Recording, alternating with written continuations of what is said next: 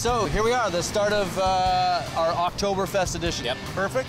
Sausage and beer is the theme. Yep. 4 locations. Great. Only 4? Only 4, I know. It's like amateur hour. Seems quite slack for us. It's not going to make a difference. I'm sure. Good point. I'm sure we're going to feel pretty much the way we always do at the end of these. Yeah. I'm looking forward to tradition. Yep. And then variation and improvisation. Those are a lot of words. I'm looking for meat in a tube and beer, to be honest with you. That's Hear ye. And with no further ado. Do it. Let's get inside. I'm getting hungry. All right. Let's go.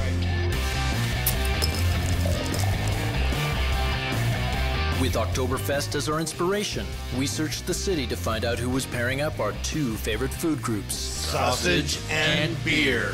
Many beers. All right, kids. We left Alec to arrange the transportation this time. Never trust a Scotsman to book a German car.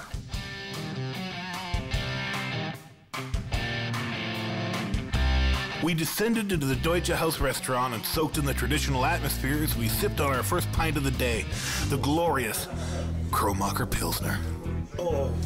Gentlemen. How you doing, beautiful man? I'm doing well.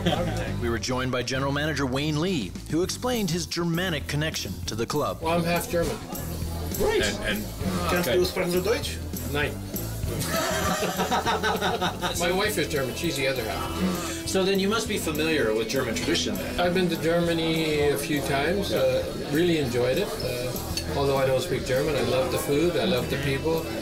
Does the Alpen Club remain relatively traditional in its German fare, or are you introducing like tandoori schnitzel? No, we're keeping it more towards the German. We do all our own space for that. We do like our cheesecakes, our apple strudel, all our rouladen we make here. So what makes a good German sausage?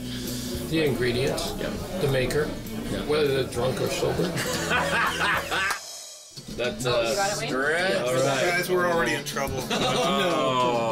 So Yeah, potato pancakes, Yeah. wow. bratwurst. Yeah. This is a meatloaf, Leberkäse, and more bratwurst. Wayne left us to tuck into the massive sausage sampler, and we wasted no time stuffing our faces with German goodness. This is like a full. Ich liebe the Leberkäse. Yeah, the potato. Yeah, the potatoes really good. These sausages are so lean. They're not coarse. It's more of a fine sausage, but so lean, so lovely. To have a lean sausage that's actually flavorful and moist like this. Yeah. Yeah. Toby beard. Do I got some stuff in my beard? I got some stuff in my beard, don't I? You know what? I could have a sausage right here. I don't even know. And not even know. Cheers, kids. Cheers. Well done. Gross. Prost. Leaving a few scraps for our crew, we staggered outside where our ride was waiting for us. I can't wait to hear about what you got for us for transportation, because I'm full. I'm not walking. German transportation. German. Mercedes, BMW, Hummer. smart car. Whoa, like I said, Hummer, huh? this is Hummer. probably the exact transportation that you should take when you're doing a sausage and beer crawl, people. Limo! Budget cutbacks. Here we go. There's one for you, and there's one for you. What are these? And I'm gonna need the rest of them back, okay? And the bus stop is right over there. Bus. Okay? Yeah. It's a bus. Bus tour. Sausage and beer on a bus. Yeah? Are we having sausage and beer on a bus? Nope. I'm in. Nope. Oh. Nope. Fine. Somebody didn't read my rider! And after a long, awkward silence, We're on a bus. On the bus. I'm not talking to him. Who? we arrived at our next stop, Falconetti's, where co-owners Ed and Carmine have created a little slice of sausage heaven. We headed to the rooftop patio where more than just beer awaited. Tee. Everybody's loose now. Exactly. Carmine Falcone gave us the goods on how Falconetti's came to be. My father, who actually had a butcher shop here Oh, okay. for 40 years. Has it always been a Falconetti's, or what was the original name? What, It used to be Falcone Brothers. Falcone Brothers. Yeah, it was my father and his brother that had the butcher shop. Yeah. No, that's what inspired me was his butchering and the sausages. That I was a beer rep, and I thought, you know, beer and sausage concept. How can you go wrong? And you know what? Right? You can't. Do you do a rotating Absolutely, recipe? So yeah. you're We're always seasonal getting and- creative as far as what we do.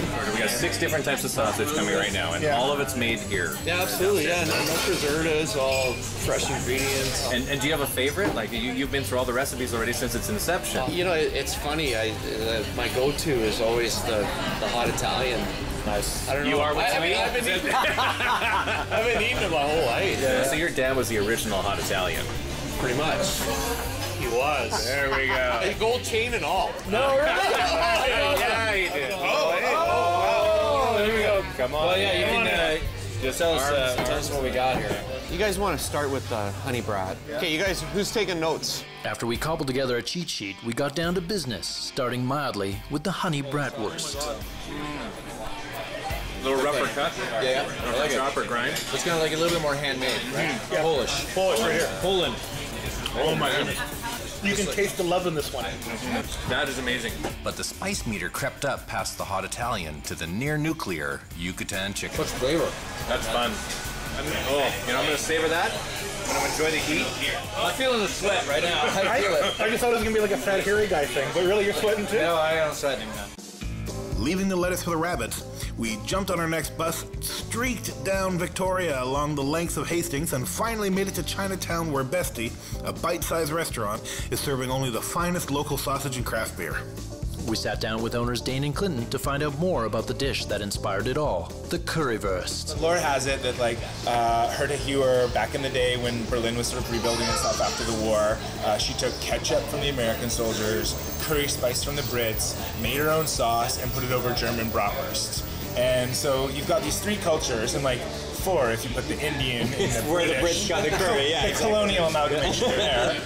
So it's already this cultural mashup. And we're like, you know what? Just adding one more layer by putting it in Chinatown, it's just weird enough that it's gonna work. Yeah, and we love that it's a little bit weird and a little bit raises your eyebrows a bit. We do get people like tourists that come in all the time who are like, this isn't Chinese food, is it? No, honey. At the street. Oh, wow. Wow. With elk and Thuringer sausage from the infamous Oyama and plenty of crispy fries, we suddenly found ourselves hungry again. Thank you. Thank you. It's about time we got more meat. Vancouver's such a food city that there's this return to craft butchery, there's this rise of street food, the idea of doing one thing and doing it really well kind of hit the mark. And, Everything on our menu is under $10, so it's like, you know. and we wear those prices like a badge of honor. Everyone does. We work really hard to keep it good, honest food and keep those prices down. Totally. Oh my God. Okay, so you guys ready for more? Yeah. What I like, actually, after eating a lot of sausage and beer is to get onto a vehicle I'm not in control of. Particularly the back of it. You know, it's the particularly back of a long... With our last stop in sight, we jumped off the bus and headed into the Fat Badger gastropub, where we were about to get Scottish with our sausage. Ladies? With co-owner Neil Taylor in the kitchen, we met with Ed Parrow over a pint of London Pride. Sort of wanted to bring some, English classics like fish and chips or bangers and mash and stuff like that, but done at a different level that most people probably would have had them. And then some stuff that's just a little bit more on the edge, things like black pudding, ox tongue, things that are a normal fare in England, but most people don't have here. A contemporary approach to traditional fare. Right, and I've always tried to open restaurants, so for example, with the Spaniard, all the wines are Spanish. People say, why are you having BC wines? I'm like, well, because you can go and get BC wines in lots of restaurants, and the idea is I'm trying to showcase things from Spain, and the same here. So we're just trying to showcase British beers, try and get people to try things they haven't tried. Well, we're looking at the crispy pig's head croquettes and the Scotch egg, of course. What is the Scotch egg? Sorry. What is the Scotch egg? Those at home. Basically, a Scotch egg, so you take an egg, you soft boil it, and you wrap it in sausage meat, wrap it in breadcrumbs, pop it into a deep fryer, fry it, it comes out. And theoretically, the egg should be just very slightly runny. Incoming. Yes. Oh, wow. Look at that. Look at that.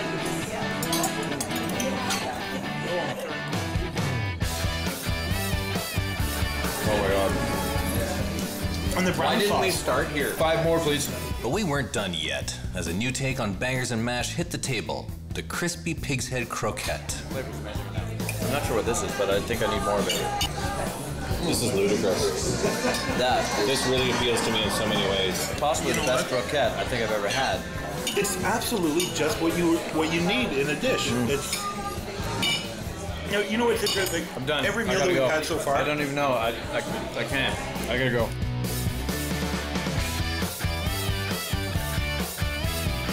All right, gentlemen. That has been Amazing. It was amazing. It was amazing. What's incredible is 4 stops, and yet we're still as full as we are at the end of every episode. Yeah, I'm actually pretty good.